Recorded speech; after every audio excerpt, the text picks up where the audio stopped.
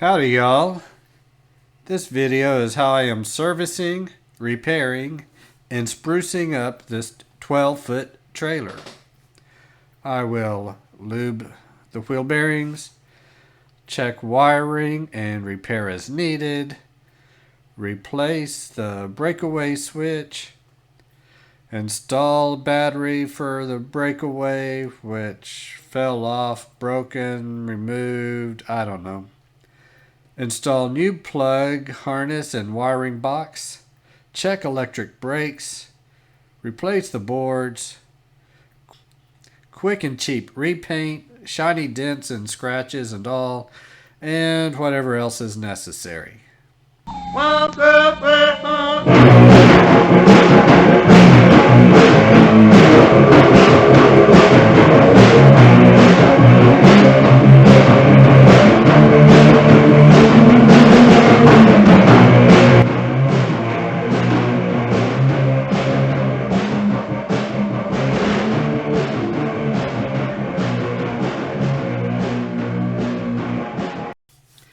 This trailer is owned by a business client of mine whose employees are not known for tenderly caring for the equipment.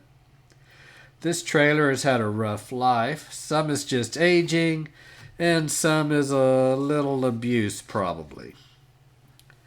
The job started with just fix the lights, the wiring, and get the electric brakes working again. Might as well lube the wheel cylinders. Then it was suggested to replace the deck boards. And since the deck boards were going to be off, might as well roll on a recoated paint. If the trailer doesn't look like it's been neglected, maybe the employees will treat it better. Probably not, though. I am going to start with removing as much bad as I can at the beginning. These boards are going to have to be removed, and they're not bolted like you may expect. This trailer has a metal cap that covers the boards at the front and at the back. I have to cut the welds off holding the front piece down at 3 locations.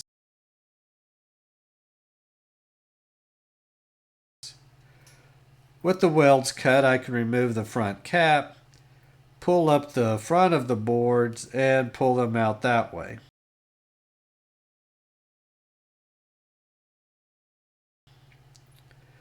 Now this trailer has a custom piece welded at the back and bolted to the boards with carriage bolts.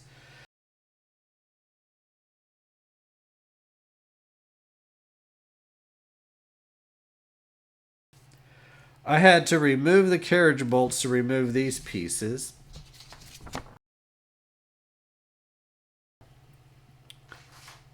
With the boards removed, wire inspection is much easier.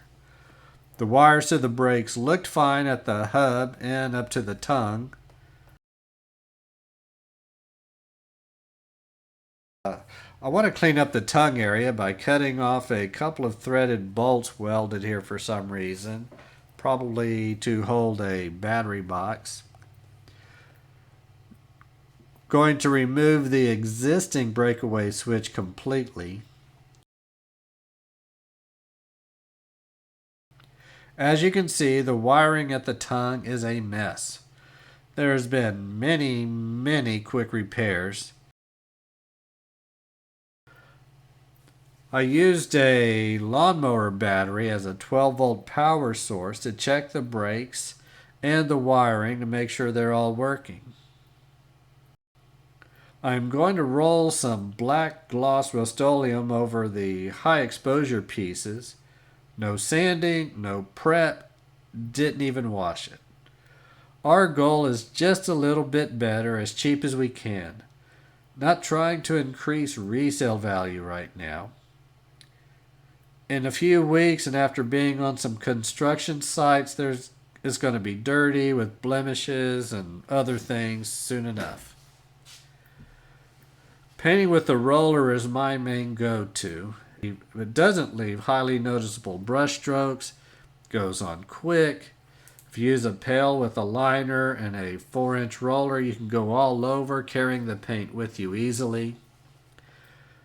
Thought about thought about spraying with an air gun, but prep time and cleanup would take too much time, not be cost effective in this case. Rattle can would be a lot of overspray, fumes, and pretty pricey. My little extra was to paint the top of the crossrail pieces. My thinking is moisture and mud and stuff would accumulate there and be prone to rust. Hopefully, this will help mitigate that and only added a few minutes to the process. I Amazoned the breakaway battery and switch and the plug cord with the junction box. The junction box was definitely worth it. Not all wiring is color coded the same. And I did have to do trial and error to get the lights and battery right.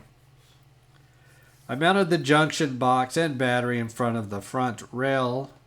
I had the box just below the top edge in case materials come through there. I used rivet nuts to secure the boxes and breakaway switch mount. This will also provide an excellent ground to the frame. I tried the rivet nuts for the battery box, but the internal tolerances were so tight there is not enough room for the lid to close completely due to the bolt heads. So I ended up using galvanized carriage bolts through the angle of the trailer, through the box and cover, and tightened those down. Mounting the cord and junction box was a bit simpler. I used the existing trailer wires, installed end connectors to connect to the terminal studs. I recommend making a ground wire from the junction ground to the trailer frame, but it may work if you don't. For the boards, I used pressure-treated wood. I cut the boards a little short to have room for the insert nuts and if there's any expansion. The trailer deck width was about 60 inches. I used 6 2x10s, which were about 9.5 inches wide. Then ripped a 2x6 down to about 2 3/8 to fill the gap. I used 5/16 galvanized carriage bolts to hold the plates to the boards. I didn't want a bolt head sticking up to grab things that were sliding in and out, is why I used the carriage head bolts. I welded the front cap on after the boards were in place, and that job is done. But there was an issue when removing the tires. There was one lug nut that was extremely cross-threaded. I removed the tires before I decided to make this a video, so you don't see that. Now I have to replace the wheel stud. I removed the bearing cap and cover, removed the cotter pin, nut and washer, and that was it. The drum was off.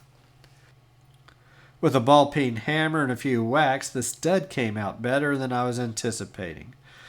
Sorry, I didn't realize the lift was in the way of the camera.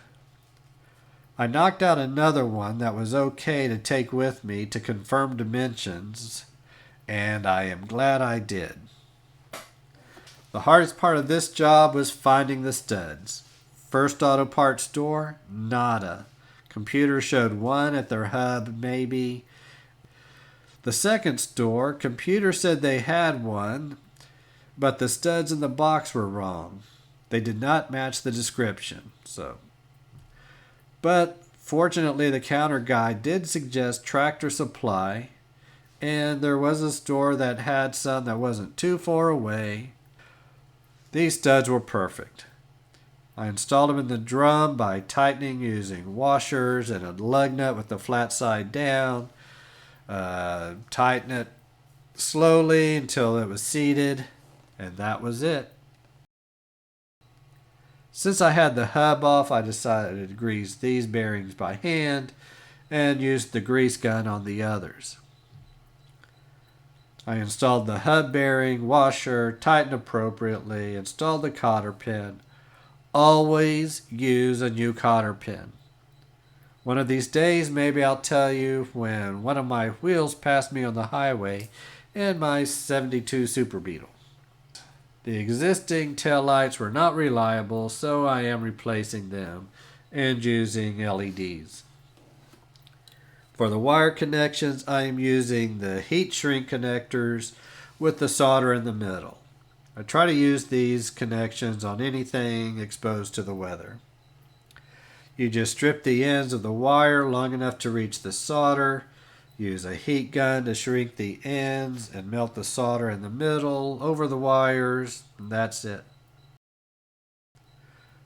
For the forward side markers, all I had to do was grind a clean spot for the ground, and I reconnected the existing ones. I installed the tires, and now we're done. Well, just one more thing. I am not a pinstriper, but I decided to pretend I was and just put a few lines down. They're not straight, they're not even, but I think it adds a little something to the job. Well, there you have it. A more reliable, safer, better looking trailer in a day and a half. Just one day if you don't have to drive all over the place looking for wheel studs. Well, thanks for watching.